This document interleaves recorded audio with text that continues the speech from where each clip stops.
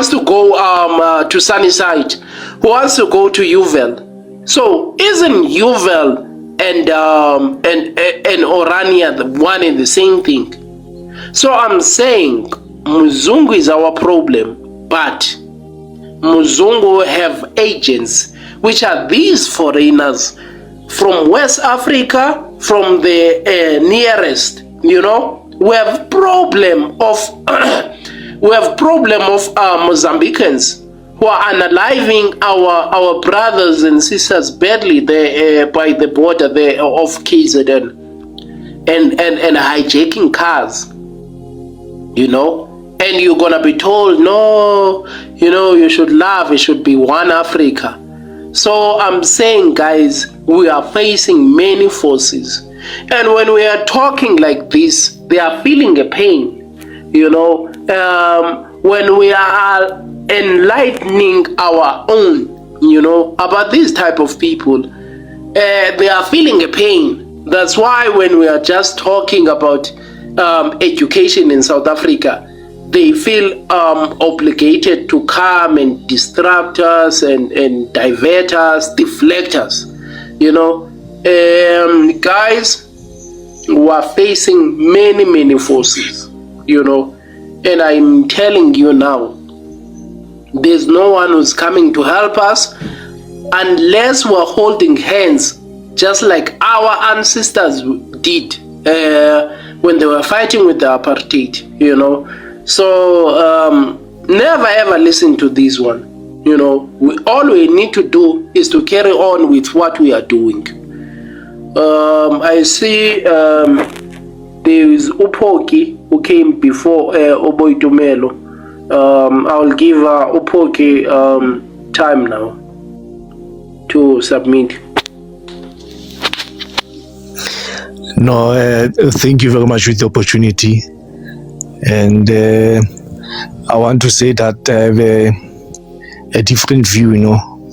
And before I say my view, I want to put a disclaimer that I'm not affiliated to any political party, and this is my view.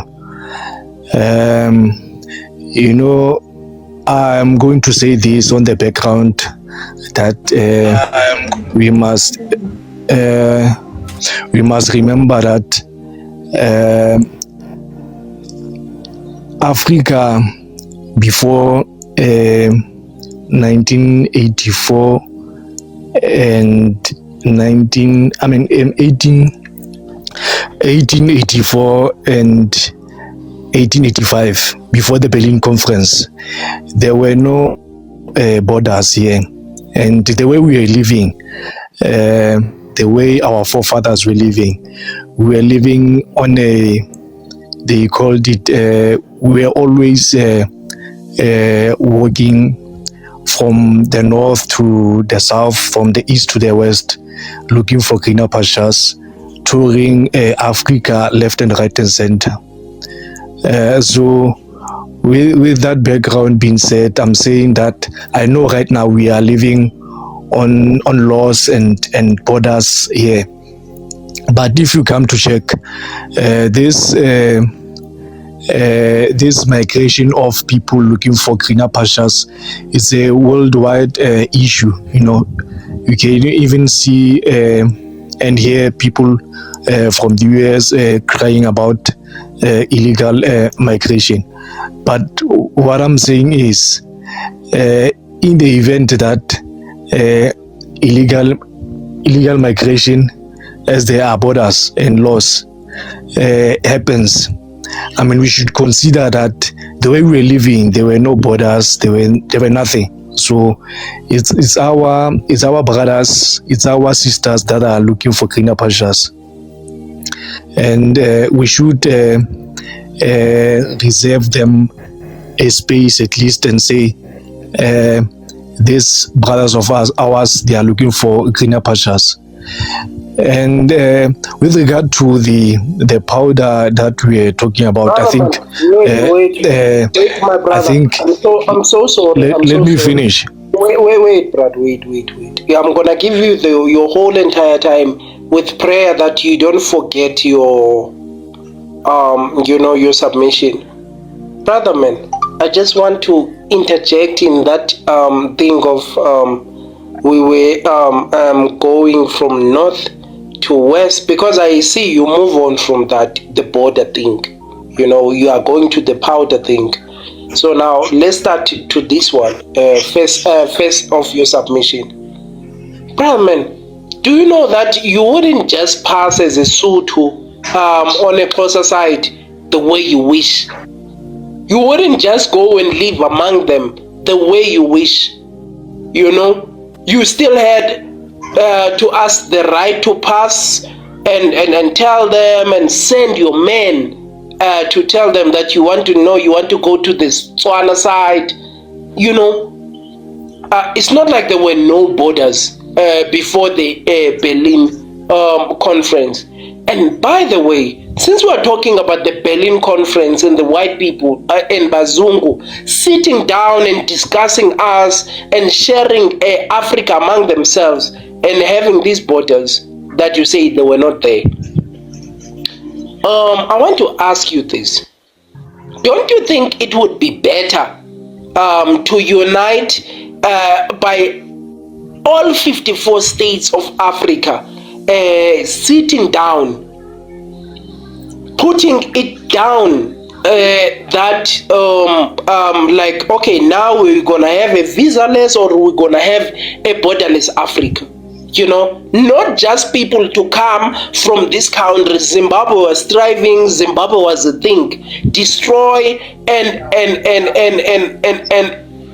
overwhelm the resources of that country until that country is Zimbabwe that we see. Then we are moving on to South Africa that is raising a potential. Master C, you are supposed to let the guy finish so we can hear him what he wanted to say.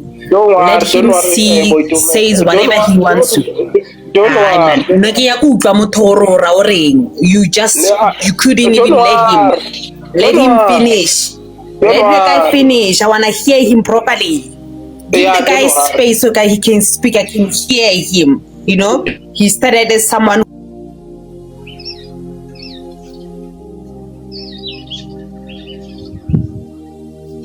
On his submission, no, I didn't. It's not me who muted you. No. Just on this, because his submission have stages. So just on the first one, you know, because all I don't want is that we are going to destroy South Africa in the name of we're Africans and everything, and then we move on to any country that is thriving. Then we move on to another one. So if you didn't hear or anything, that's your way of adapting. You know, I don't feel like I did a wrong thing. I felt like it was gonna be loaded when we're gonna let him finish and everything. So I just want to ask him, and I feel these questions are important. Okay. No, I hear you. I hear you crystal clear. And I think, as I've said, I said in the event that our brothers come into our country, we should consider. I'm not saying that I understand that the resources are limited and there are no business opportunities, there are no employment opportunities, you know. So I'm saying those few that happens to be in our country, we should let them be because of that background that I've shared, you know.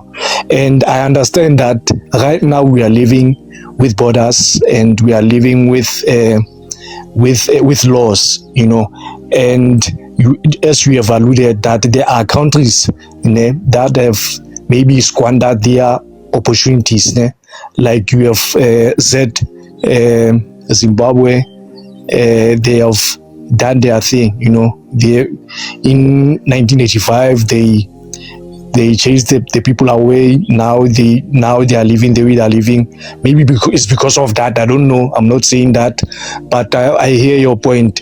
But as I submit on this point, I'm saying those few that happens to be here, let them be. I mean, we all know that we can go anywhere we want.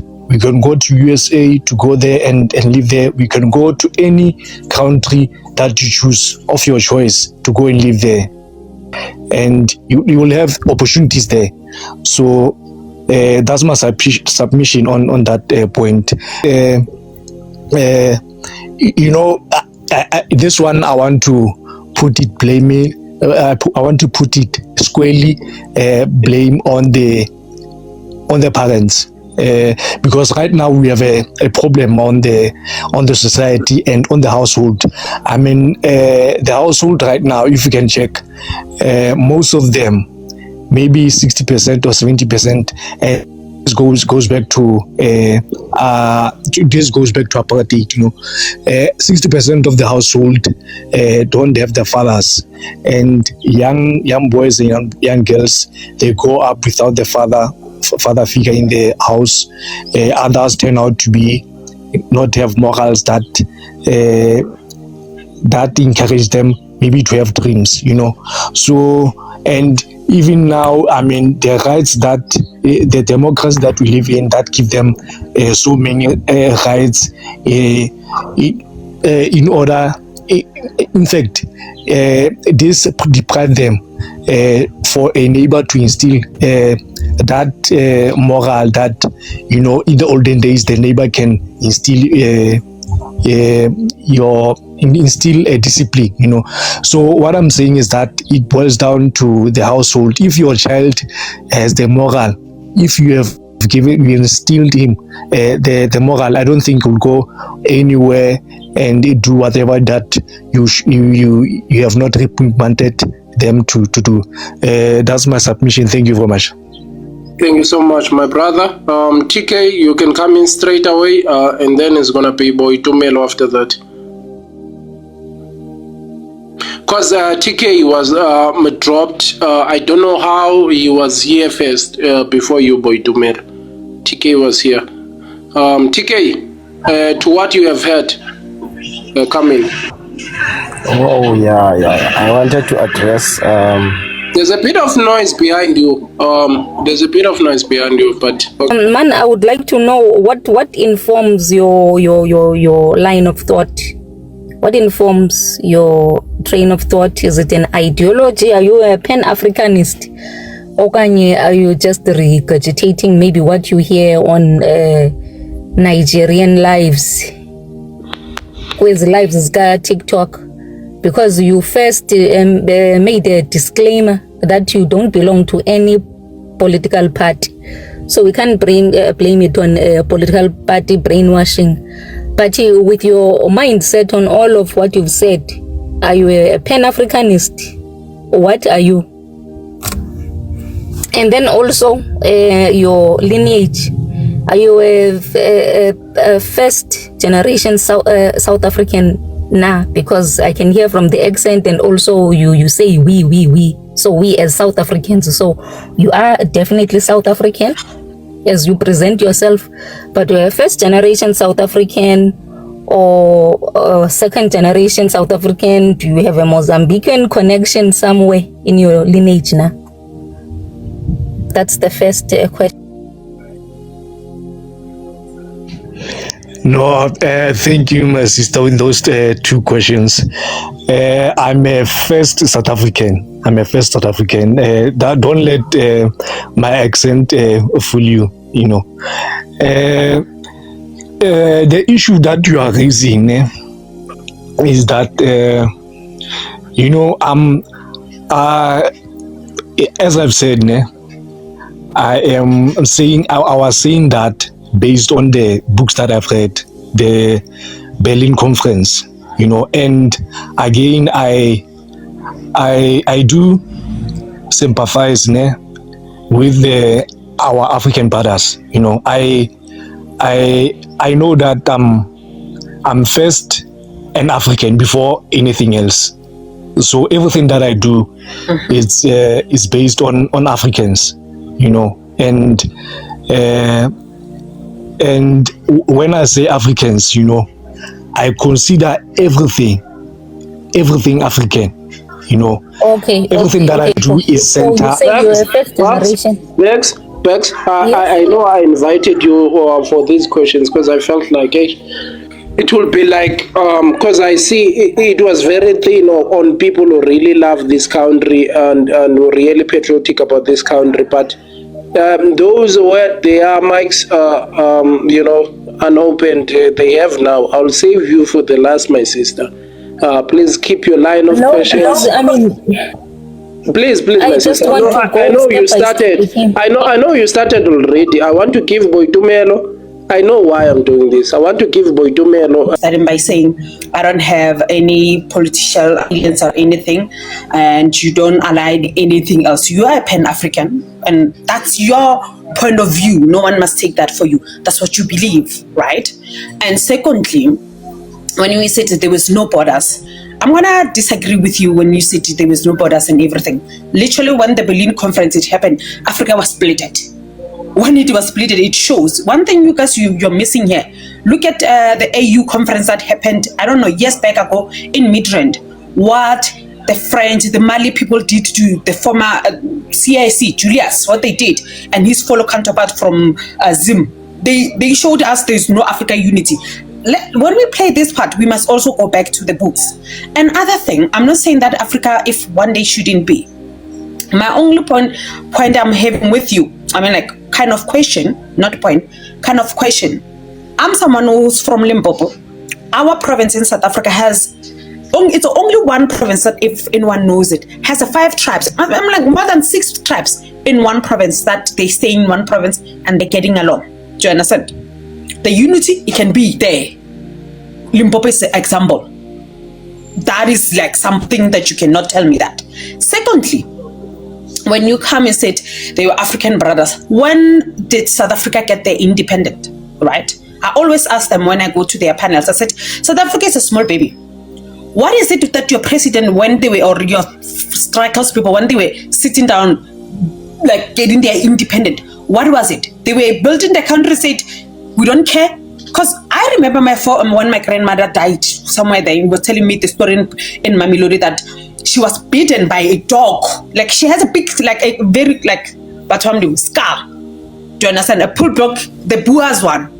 And she said to me, no one understands the apartheid because what started, it may not even ended. It was just a movement. Do you understand? What you're saying to me now, you're saying that South African must understand the former, our brothers from other side, as you call them, and they are human beings also. We must understand them, what they are facing in their country, right? Which means certain things, and if it has to do with SADC region, South Africa can handle it. They are always say that South Africa, when it comes to the SADC region, they can handle it. Do you understand? One thing I don't understand is the Western African one. Do you understand? And which means, I will say again, the Congo one is as way that our country is involved. We're still selling arms for them. We're saying killing each other, you people. Still, Mozambique, they are killing us in that side of KZN. They will. We must understand them. We must understand what's happening, right? South Africa was not built as a silver platter. There was a blood all over this soil. Do you understand? Those blood of our forefathers. We are not saying that it is splitted. And the funny thing is that every African country has minerals. What does our African brothers are doing with their minerals? This one that we're gonna talk about, those white mzungus that masters you talked about, right? The only thing that you must understand is that everyone thought that our struggle leaders, when they were, one thing I will say that when they went to spy and everything in AXA, they went and studies. They didn't just go and sit it. They went and studied. Becky was studying somewhere else and whatever. That's when they came back and to rebuild South Africa. And anyway, I want to tell you something that it even splattered in my mind. Is that when we got our independence in 1994, South Africa, it was bankrupt. Like Narasana Chelet. We didn't have money.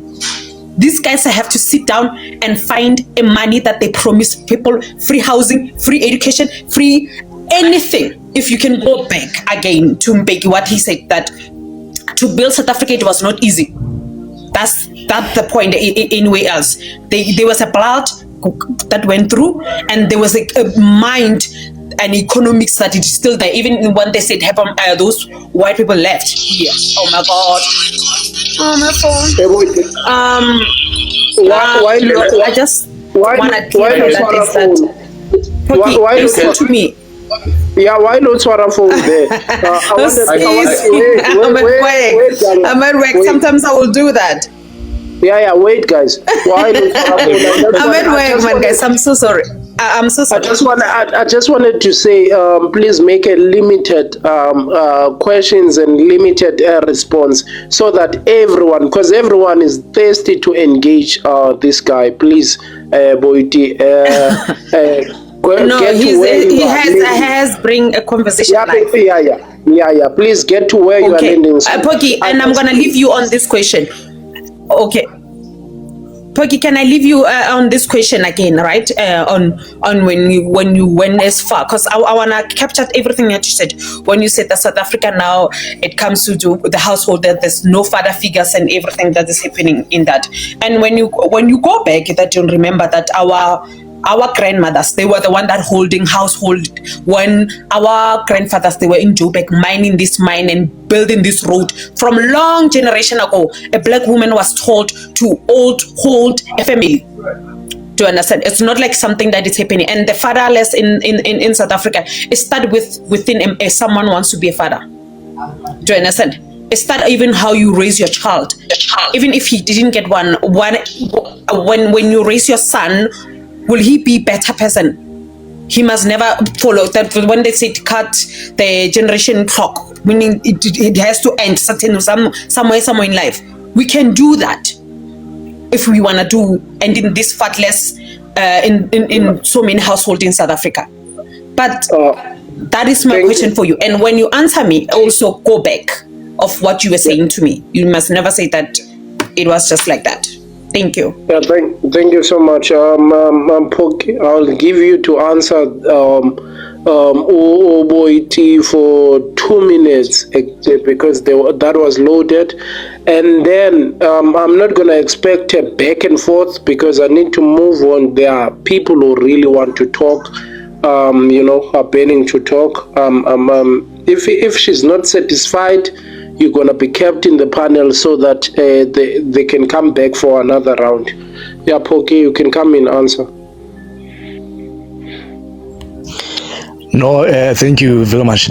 No, I want to come to the issue of the moral decay that is happening right now. I mean, I understand that in the olden days, there was a culture that was happening, that is why there was no moral decay. But right now, there is a degeneration of young people, and I think there are contributing factors that are doing that, this is my view again, but there is some truth in it, as you can see that I've alluded before, there were family structures that were dismantled before, but right now it's even worse, it's even worse because we all know that Poki, can you please grow a pair of balls? Let me finish. No, let me finish. Are you saying that these kids... everyone as well, so please guys. Yeah. Finish off on your answer. We're gonna move immediately to Danga. From Danga is gonna be Bugs, and then from Bugs is gonna be Rose, because that word I don't know how to. Yes, as I was saying that there were family structures that were dismantled before, but right now it's worse because right now, you were able to discipline your neighbor before, but right now you cannot do that because of democracy and the rights that these young people have. Now at schools there is no corporal punishment. That was another institution whereby you can instill discipline in a child. So if the household it does not have they call it tough love, if the household doesn't have a tough love, those parents who are who are not instilling tough love. Those young people, I mean, they are going to grow the way they are growing right now because of there's no one who's instilling discipline in them. I mean, you can see even at schools, it's happening. Young learners are beating teachers, you can see. So if it's not happening at the household, it's not happening at your neighbor can't do anything, even the institution are not doing anything. So I think it's a problem. So that is why we have this generation that is living this way. That will be my submission. Thank you. 30 seconds to conclude that answer. No. Hold on. Yeah, Master, you already answered me about the father figure. I went and asked him, when I was speaking, I'm quite sure he was listening, because I listened to him. I asked him certain things. He only answered me about the father figures one, and which means I don't want to do back and forward with him, right? Which means it's really pointless. These people, they want to speak to him, right? Poiki, this is going to be another question that coming to you. The unity that you're talking about, that you say the African women, we must display everything. I give it you one example. I said, do you remember the AU meeting that happened in Midrand, what the Mali people did to CIC Julius and the lady from Zim, what they did to both of them, and when they were speaking French and they were fighting. So tell me, how will we as the I'm just saying South African, how will we have unity when they showed us? And it was displayed all over. And you guys, one thing you do is that you forgot. Go back and check that interview, the African AU meeting that happened in Midrand, where that Julius was fighting with the Mali and the Congolese people speaking there, and he even went and do an interview. So tell me, how will we be an African one? As you said, there was no borders, and I say to you, your border things, I don't disagree with you. Tell me, how will we be one when they are already don't like us? All right. And I give you one example, and I said, go back. That's your last question. 1 minute to answer that. We are really moving on. He must not mix his answer on that one. Thank you. Okay, I forgot about that one, Zuri. No, let's not pick one instances that happened and then we generalize about the things that could happen or that happened. So let's say that, I mean, anyone can move freely from any country. Anyone can move freely. So that is my submission, that don't generalize with just one instances that happened. CIC can move anywhere. He just he went to Botswana smoothly. He went to other countries smoothly. So let's not generalize. That's my submission. Thank you. Danga, you can come in, my brother. I know you were even before. I was trying to come with the direction. You were even before Boitumelo. Boitumelo, you're gonna get another round with this guy. Don't worry. Guys, if you feel you're not satisfied with the answers, you're gonna get another round with him. So we just need to deal with the burning part of the people and the things that I know that were kind of, triggering to people. Danga, come in, bro. Oh, thanks, bro. I wanted to just it's more of a correction than anything. I think back then we may not necessarily had this thing, your physical borders, but they were always territorial, even in terms of even in terms of kings, could be kings, to say from this area now we are you